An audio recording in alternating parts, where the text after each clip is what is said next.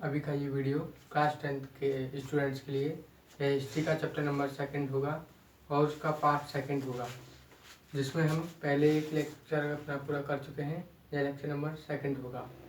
तो इससे पहले हम भारत के राष्ट्रवाद उदय के विषय में हम जानकारी ले चुके थे। कैसे भारत में राष्ट्रवाद का उदय हुआ, कैसे भारत में राष्ट्रवाद फैला, किन किन लोगों ने सहायता की थी। थोड़ा उसके आगे चलते हैं और इसमें हम पढ़ते हैं असहयोग आंदोलन के बारे में। तो यह असहयोग आंदोलन गांधी जी ने ही क्यों चुना, इसका नाम असहयोगी क्यों चुना गया और इसमें ग्रामीण लोगों का क्या साथ रहा, शहर के लोगों का क्या साथ रहा, इसके बारे में हम थोड़ी सी जानकारी लेंगे। तो गांधी द्वारा लिखित हिंद स्वराज नामक जो पुस्तक है, यह 1909 में गांधी जी ने लिखी थी। इसमें क्या लिखा था गांधी जी ने लिखा था कि भारत में जो अंग्रेजों का शासन है भारत के सहयोग के साथ चल रहा है। अगर भारतीय लोग सहयोग करना बंद कर दें तो जो अंग्रेज लोगों का शासन है वह स्थापित नहीं हो सकेगा, वह टिक नहीं सकेगा और वो केवल 1 वर्ष में ही स्वतंत्र हो जाएगा। गांधी जी ने इस पुस्तक में ये बताया था। ठीक, तो ये कब लिखी थी? 1909 में गांधी द्वारा लिखित पुस्तक। कई बार ये बोर्ड में पूछा गया है कि गांधी जी ने कौन सी पुस्तक लिखी थी और कब लिखी थी। तो हिंद स्वराज पुस्तक लिखी थी 1909 में लिखी थी। क्या कहा था इसमें? गांधी ने कहा कि हमारे द्वारा रचित पुस्तक में गांधी जी ने कहा कि मेरे द्वारा रचित पुस्तक में अंग्रेजी शासन के विरुद्ध लिखा गया, यानी कि अंग्रेजों के विरुद्ध लिखा गया, अंग्रेजों के विषय में लिखा गया। कहा गया है कि अंग्रेजों का जो शासन है भारत में भारतीय लोगों की मदद से चल रहा है। अगर भारतीय लोग सहयोग करना बंद कर दें या असहयोग कर दें तो भारत में जो अंग्रेजों का शासन है वह केवल 1 साल में ही या 1 वर्ष में ही समाप्त हो जाएगा और भारत स्वतंत्र हो जाएगा। तो असहयोग करने का गांधी जी ने अपना पूरा जानकारी जो थी इस किताब में दी थी। ठीक है, तो जो गांधी जी ने असहयोग आंदोलन करने के लिए क्या क्या कहा था नौकरी छोड़ दें। जो लोग अंग्रेजों के विरुद्ध काम कर रहे हैं या उनके यहाँ पर काम कर रहे हैं वो नौकरी छोड़ दें। जो पदवी अंग्रेजों के द्वारा दी गई थी, जैसे महात्मा गांधी को द मून कहा गया था, रविंद्रनाथ टैगोर को गुरुजी ऐसे कुछ कहा जाता है ना अब भी, तो वह पहले ऐसे ही कहा गया। तो गांधी जी ने कहा कि इन सबको लौटा दें। जो पद उन पर दिए गए थे वो भी लौटाने के लिए कहा था। और गांधी जी ने कहा था कि वस्तुओं का बहिष्कार करें और उन्होंने विदेशी कपड़ों का, विदेशी सामानों का, सब चीज का त्याग करने के लिए गांधी जी ने कहा था। ठीक, तो आगे देखते हैं। सरकार का दमन का रास्ता अपनाती है। तो सरकार क्या करती है? जब आंदोलन शुरू हो जाता है, जब लोग बहिष्कार शुरू कर देते हैं तो सरकार क्या करती है? दमन का रास्ता अपना लेती है। सरकार लोगों को गिरफ्तार करने लग जाती है, उनको प्रताड़ित करती है। प्रताड़ित मतलब मारपीट करती है। तो लोगों ने क्या किया? तो व्यापक सविनय अवज्ञा आंदोलन जो था वो शुरू हो गया। वो ज्यादा उत्साह के साथ फैलना शुरू हो गया। कौन सा? सविनय अवज्ञा आंदोलन। 1920 में की गर्मियों में, यानी कि मई और जून के महीने के आसपास में गांधी जी और शौकत अली दोनों ही भारत की भ्रमण यात्रा पर निकल गए। वो जगह जगह गए, लोगों को आंदोलन के विषय में जानकारी दी, क्यों कर रहे हैं, क्या कारण है, हम दूसरे लोगों से स्वतंत्र होकर क्या कर सकते हैं, इस सब की जानकारी लोगों ने दी। तो शौकत अली था, ये मुस्लिम धर्म का था। ये गांधी जी के साथ क्यों जुड़ा, मैंने लेक्चर नंबर 1 में आपको बता दिया है। और आपने देखा होगा तो उसका आंसर बता सकते हैं। यदि पता है तो कमेंट करके बता सकते हैं। तो कांग्रेस विधायी परिषद में चुनाव लड़ना चाहती थी। जो कांग्रेस थी, कांग्रेस की जो स्थापना हुई है वह केवल अभी नहीं, अब से नहीं, वो अंग्रेजों के टाइम से है। करीब 1875 के आसपास में इसकी स्थापना हुई थी। तो जो कांग्रेस के लोग थे वो विधायी परिषद में चुनाव लड़ना चाहते थे। ये क्यों लड़ना चाहते थे? ये इनका मानना था कि हम अंग्रेजों की संसद में रह करके अपनी बात को उनसे मनवा सकते हैं।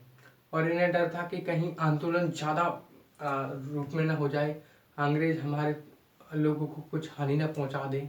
तो इससे जो लोग थे ये कांग्रेस के, वो थोड़ा डर रहे थे। और ऐसा नहीं डर रहे थे कि हम स्वतंत्र नहीं हो, उनके गुलाम नहीं थे, केवल ये चाहते थे कि शांतिपूर्वक ढंग से हम स्वतंत्रता प्राप्त कर लें और विधायी परिषद में अपनी बातों को मनवा लें। तो मैंने जैसे बताया, डर था कि आंदोलन ज़्यादा तेज न फैल जाए, यानी कि अंग्रेज हमारे लोगों को कुछ हानि न पहुंचा दे, उन्हें ऐसा डर था। लेकिन जब गांधी जी ने जब भ्रमण यात्रा की, अलग अलग स्थान पर गए, लोगों को समझाया, तो नागपुर में, कहाँ पर, नागपुर में एक समझौता हुआ और उस समझौते में जो असहयोग आंदोलन को स्वीकृति मिल गई 1920 में। पूछा जाता है दोस्तों कि असहयोग आंदोलन को स्वीकृति सबसे पहले कहाँ से मिली थी, तो आपको जवाब होगा नागपुर से।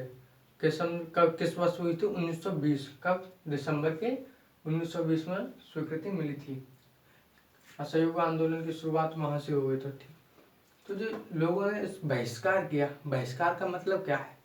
बहिष्कार एक आम तरीके से हम बोलें तो एक विरोध का रूप है ना। हम किसी चीज को ऐसे मान ले कि हम इन कपड़ों का परित्याग करते हैं, बहिष्कार करते हैं कि हम इसे कभी त्यागेंगे नहीं। एक प्रकार से विद्रोह का एक रूप है, ठीक है दोस्तों।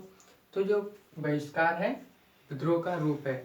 आगे पढ़ते हैं हम कि जो 1922 में कपड़ों का बहिष्कार कर दिया, ये जो था 1921 से 22 में बहिष्कार किया गया था, ठीक है।